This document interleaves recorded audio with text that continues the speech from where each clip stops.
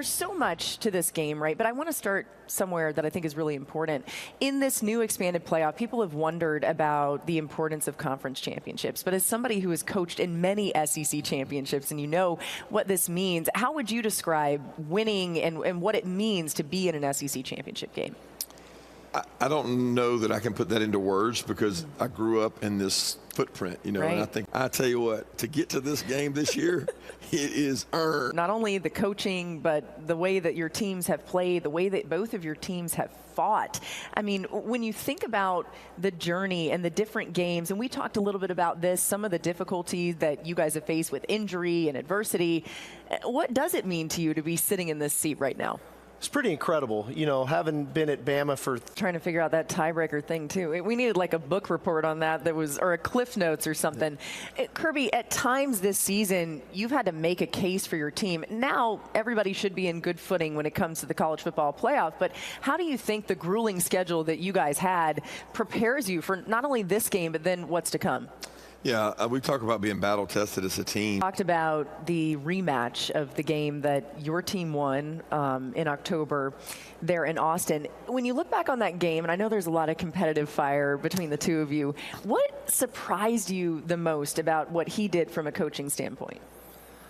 Well, I don't know if it was a surprise. He had him ready to play, and it was very evident from the beginning of the ball game. His guys been the winner of a game like that, and then you've got a rematch again. You know their motivation because you've been on that side too when you're trying to go back and get another team that you lost to before. How do you motivate your team this week? Well, I think the championship motivates the team to say we got an opportunity. If you got another SEC coach a Christmas gift, which coach are you picking, and what's the gift? Oh, man, that's it's almost too easy. I know. I don't want to offend him, though. Oh, man. As you think about the coaching matchup specifically, a lot of familiarity. Of course, these teams already met earlier in the season. That, I think, makes this such an interesting chess. That all these coaches are going to be grinding over the tape of that first game. How do I change this? What adjustment do I make here? And that's where I look at Steve Sarkisian as one of the best. Yes. I think he's going to have something dialed up that we haven't seen yet. But I think something that's important is the changes they've made from that game already, especially with Texas. It's not the same running. Is Kirby and what he is. You said that one of the best play callers. Kirby's the best motivator in this game. And the motivation for Georgia was really the determining factor in the first. You know, so they come into this game confident. They're going to be mad. They're going to be angry. Kirby used all of those 8 overtimes in tape this week to make corrections and motivate that team.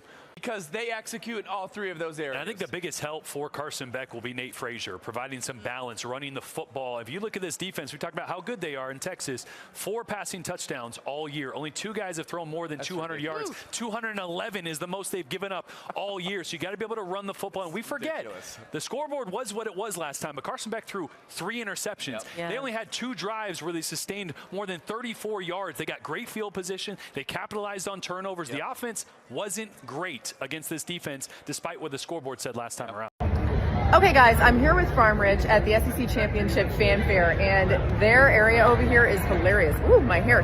Look at this. I got a temporary, this is temporary, okay, tattoo of a mozzarella stick, because why wouldn't I? There's cornhole over here. There's prizes. You got to come check it out. You can also get one of these hats that says Snack Goat, which is definitely me.